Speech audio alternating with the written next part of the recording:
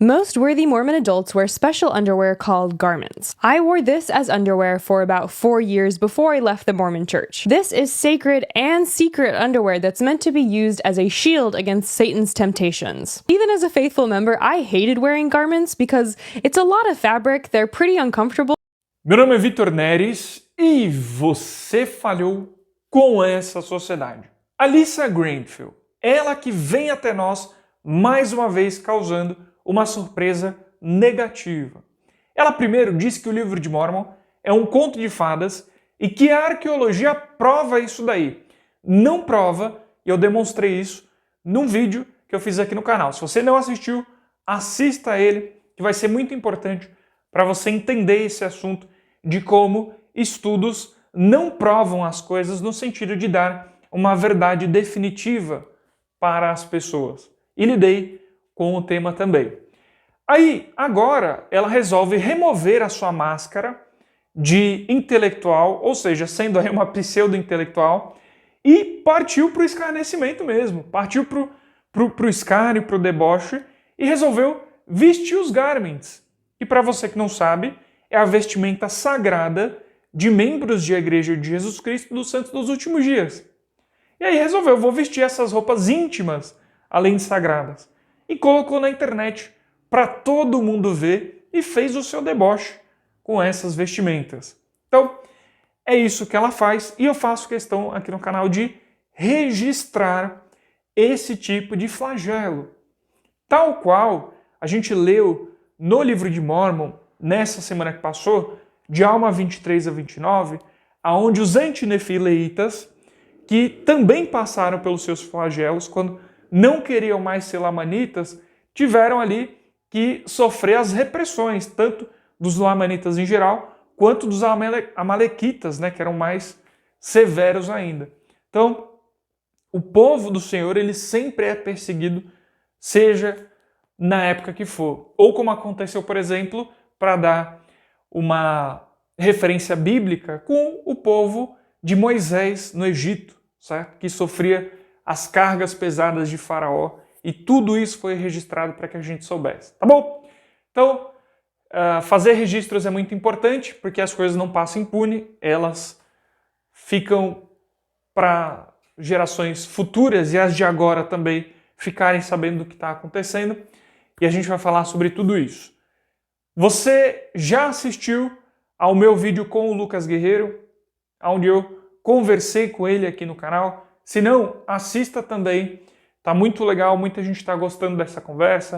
As pessoas mandaram muitas mensagens boas. Ele respondeu coisas que ele não responde no Central das Escrituras. Então, acompanha lá. Ele falou se está namorando ou não, a respeito das nossas desavenças que tivemos aqui na internet, falou sobre as suas percepções do Evangelho e do cenário dos santos dos últimos dias nesse tempo atual aqui nas redes sociais. Então, acompanhe lá que tá muito bom. Perfeito? Já aproveita, clica no gostei, pressiona o sininho das notificações, o inscrever-se primeiro, né? Depois o sininho das notificações, coloca em todas. Se você está no Facebook ou no WhatsApp, vem para cá para o YouTube, me vê, não fica assistindo daí, você não está participando plenamente aqui do canal. Bom, muito bem, vamos assistir aí o que a Alyssa falou e vamos lidar com essa situação toda. Most worthy Mormon adults wear special underwear called garments. I wore this as underwear for about 4 years before I left the Mormon church. This is sacred and secret underwear that's meant to be used as a shield against Satan's temptations. Even as a faithful member, I hated wearing garments because it's a lot of fabric, they're pretty uncomfortable, and they show under a lot of different types of clothing. Once you promise to start wearing garments, you essentially wear them all the time. The only exceptions for when you're not supposed to wear them are for showering, swimming, sex, and shit. Garments also have symbols sewn into them. These symbols are supposed to represent promises that you make in the temple, but are really something that most people think Joseph Smith stole from Masonry.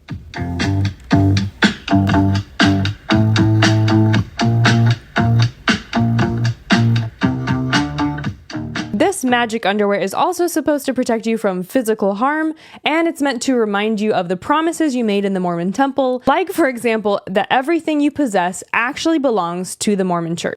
Muito bem, como você pode ver aí, é o puro escárnio, o vídeo dela. E eu vou lidar muito mais com isso do que os supostos questionamentos que ela está fazendo ali. Eu vou lidar bem rapidamente com... ela está expondo os símbolos que aparecem presentes ali no Garment. E você vê, né? Muitas vezes o crítico da igreja ele passa uma impressão para as pessoas de que ele é alguém que está estudando, de que ele é alguém que está querendo te convencer apenas pela racionalidade, pelo intelectualismo. Olha, eu estudei, a igreja realmente não faz sentido nenhum o que ela fala. Só que é nesses momentos que eles revelam a verdadeira face deles, que é quando parte para o escárnio. Então você, pensando nisso, pode tirar o seguinte exemplo. Realmente a igreja ela é verdadeira. O teu testemunho deveria ficar aceso com essas questões, porque eles demonstram pelos próprios atos de que a oposição que fazem à igreja, ela não é algo parado, ela não é algo que fica no campo intelectual, não é algo que fica no campo teológico. Tem que partir para o escárnio, tem que partir para o método que é sujo. E vê, é uma coisa que qualquer pessoa pode perceber, sendo santo dos últimos dias ou não. Qualquer pessoa que tem a cabeça funcionando direitinho, né, no sentido moral da questão, tá bom? Que fique bem claro, sabe que você, ao ir num velório, por exemplo, tu não vai sambar em cima do defunto, que está lá sendo velado, que a família está triste com a perda, ou tu não vai batucar em cima do caixão. Do mesmo jeito, tu não faz o que a Alissa está fazendo, que é expor roupas sagradas. Você tem um respeito com aquilo que é sagrado, ou que pelo menos as pessoas consideram sagradas. Do mesmo jeito, tu não vai debaixo da roupa da freira ver o que tem lá. Tu não vai investigar o que tem por dentro das roupas dos padres, certo? Tu não vai olhar lá e expor para todo mundo com a finalidade de chacota. Tu não vai fazer isso com um judeu, tu não vai fazer isso com um budista. Então, essa esfera do escárnio, ela precisa ficar muito bem registrada. A oposição à igreja, ela sempre cruza essa linha. Ela não está no campo teológico, ela não está no campo dos estudos apenas, da arqueologia ou da ciência. Não, ela sempre cruza essa linha do escárnio. Do mesmo jeito que fizeram com o nosso Senhor e Salvador Jesus Cristo, quando ele ensinava amor e cuspiam nele. Quando ele falava, sigam os mandamentos do Senhor e açoitavam a ele. Do jeito que o Salvador sofreu na mão das pessoas, os seus também sofrem na mão daqueles que desejam a oposição e até mais aqui, mas eu dou uma segurada na linguagem que é por conta da plataforma, tá bom? Aqui do YouTube. A segunda esfera dessa questão é você ver que a Alissa ela se aproveita de um certo ar misterioso e obscuro. Olha só, estou revelando os garments dos santos dos últimos dias. Só que você pode enganar, Alissa, as pessoas que não conhecem a respeito da nossa fé. Só que se você tiver conhecimento da nossa fé e do que já aconteceu, tu está apenas 9 anos atrasada. Porque a própria igreja já disponibilizou um vídeo ou material, melhor dizendo, falando a respeito dos garments. Isso está registrado há 9 anos. Ou seja, o que tu está fazendo, passando para as pessoas que está revelando algo que nós escondemos e tal, está só com 9 anos de atraso, sendo que já foi exposto ali na igreja. Só que quando a igreja expõe, é com a finalidade didática, de educar as pessoas a respeito dos garments. O que tu faz é com a finalidade do escárnio. É isso que tu quer, né? E ganhar os teus likes também na internet, que para ti deve ser muito importante, sem dúvida alguma. Então, você vê até a esfera cronológica, eles fazem besteira nesse sentido aí, né? Como a Alissa está fazendo. Então, muito me é curioso tudo isso. Eu fico pensando, realmente a igreja é verdadeira. Porque se ela fosse falsa, a oposição não seria desse jeito. não seria com algo que vem apenas da cabeça, mas você vê que os caras, eles é um negócio que está no coração deles, eles estão obstinados, né? No caso, a mina aí, né? Eu falei só cara aí, a menina, a moça, a Alissa. E algo que também me chama bastante atenção, observando ela, né? Eu gosto muito de observar comportamento, gosto de ler a respeito disso também. Na filosofia a gente estuda um pouco disso, tá? Não da mesma maneira que na psicologia, mas também lê o material da psicologia. E você vê que ela, em determinados momentos dos vídeos dela, ela expõe fotos de ela antes de fazer a oposição à igreja. Então ela na missão, ela participando das atividades da igreja. Você vê que a expressão dela era muito mais leve, né? Muito mais tranquila. E nos vídeos agora ela tem uma expressão carregada, você vê que é um negócio bem esquisito mesmo, certo? Pelo menos a mim me passa essa percepção aí, né? Bem esquisito mesmo. Você vê que ela está sempre bem carregada, tem uma expressão bem estranha mesmo, né? Então eu observo isso daí, no caso da Alissa. E eu sei que muita gente quando vê os vídeos aqui do canal fica pensando, mas será que tem algum efeito positivo isso daí? Ficar falando dessas coisas, não é melhor a gente deixar quieto? Primeiro de tudo, não tem mais como se esconder debaixo da toca, achar que os vídeos de oposição da igreja não estão acontecendo, certo? Não existe mais meio de se esconder da oposição, tá? Ela vai aparecer, ela vai chegar aos jovens da igreja, as críticas ao livro de Mórmon vai chegar nos jovens, vai chegar nos mais velhos, vai chegar nos membros da igreja, os estudos contrários e a favor também vão chegar nas pessoas.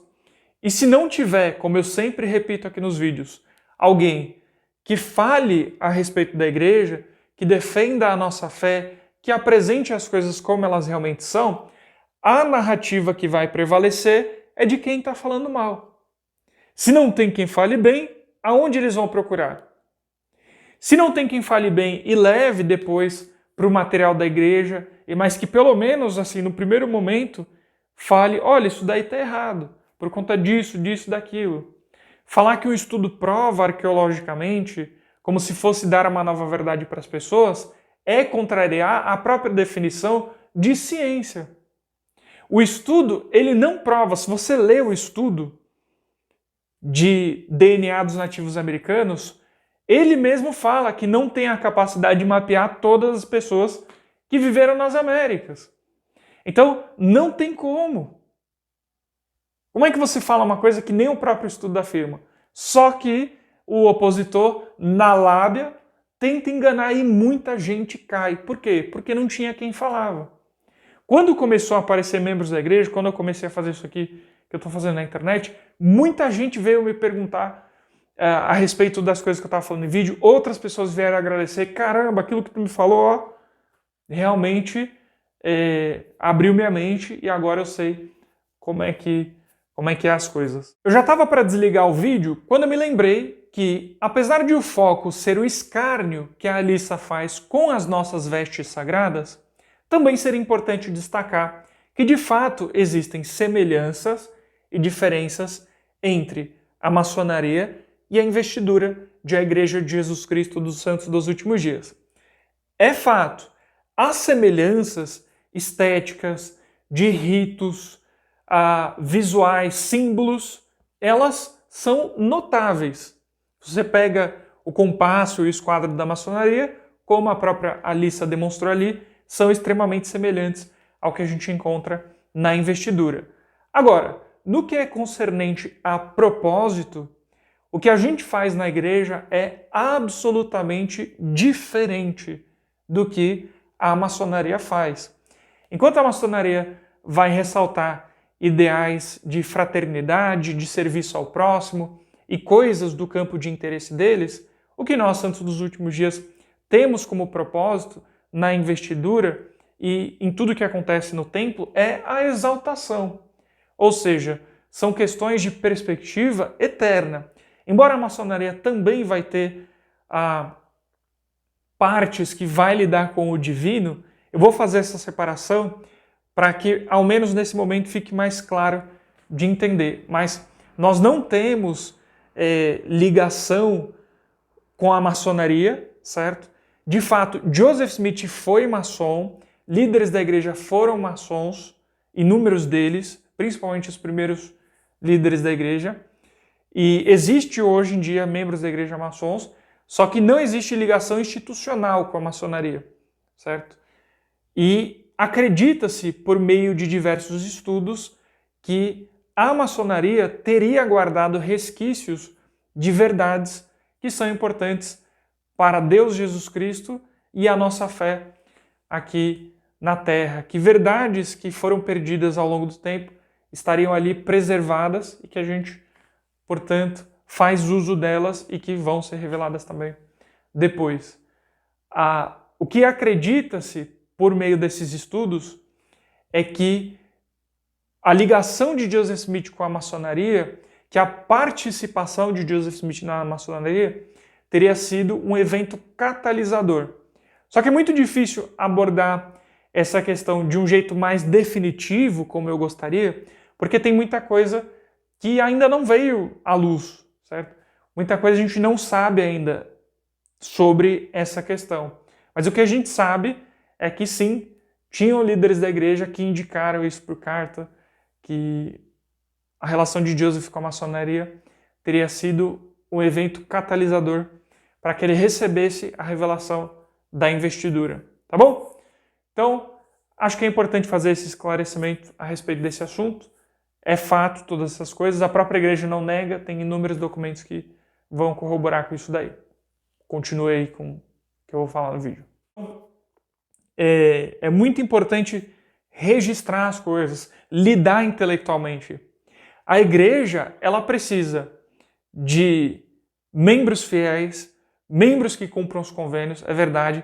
Ela precisa de bispos, precisa de presidentes da estaca, precisa de setentas, precisa de autoridades gerais, né, de forma aí completa como precisa de presidência diária, precisa de apóstolos, profetas, precisa disso tudo. Só que a igreja também precisa de cientistas, de arqueologistas, de arqueólogos, perdão, precisa de médicos, precisa de poetas, precisa de filósofos, precisa de teólogos, precisa de tudo o que constrói o campo intelectual, porque, primeiro, inteligência é algo de Deus e buscá-la é algo do Senhor. Buscar a verdade é se aproximar tanto das questões teológicas quanto das questões da vida e que no final elas vão se unir de uma forma que você vai entender que o conhecimento ele deve estar direcionado pela busca da verdade como ela é. E a verdade é as coisas como elas são, como sempre foram e como sempre serão. Então não é separado. Na verdade a gente faz essa separação só para que fique visualmente identificável. Mas no fim das contas não existe essa separação. E a igreja sempre vai estar melhor preparada com poetas, com filósofos, com professores, com presidentes de estaca, com profetas, com apóstolos. Tanto que o próprio site da igreja, que é supervisionado pela liderança da igreja, conta com a contribuição de gente que estudou e colocou aquilo ali. Então, muitas vezes o Senhor vai nos revelar algo porque a gente ficou estudando aquela questão por muito tempo. Sócrates, ele vai dizer no Diálogo Meno que há muita coisa que ele fala ali, quando ele chega no limite da sua investigação, ele diz que muita coisa é dada por concessão divina. Isso está no final do Diálogo Meno. Então, Deus ele concede as coisas conforme a gente busca. Então, e como é que você busca? Você busca também em oração, também em estudo, também em investigação, certo? Então, não tenha um pensamento antigo que é bem errado de que o estudo secular ele não é importante.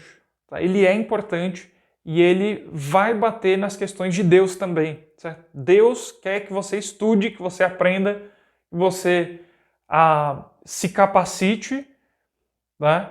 E que você adquira conhecimento. É isso que ele quer. Ele quer ver você inteligente, quer ver você sabendo das coisas. Certo? A ignorância, ela é ruim. ela não é algo do Senhor. Deus permite que sejamos ignorantes, mas Ele também quer que nós busquemos a verdade através do conhecimento e através da revelação do Espírito também junto aí, tá bom?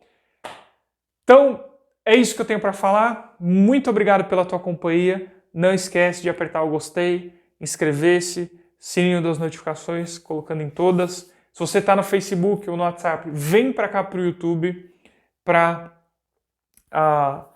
fazer tudo isso aí, né? Apertar o gostei, inscrever-se, sininho. Vem para cá para o YouTube para participar plenamente do canal. E vamos chegar a 10 mil inscritos, tá bom? Então eu vou deixar a meta aí. Quero muito chegar a 10 mil inscritos logo. Então vamos alcançar isso daí. Você que assiste o canal direto e não se inscreve, faça isso o mais rápido possível. Tá bom? É isso. Muito obrigado pela tua companhia e até ao próximo vídeo.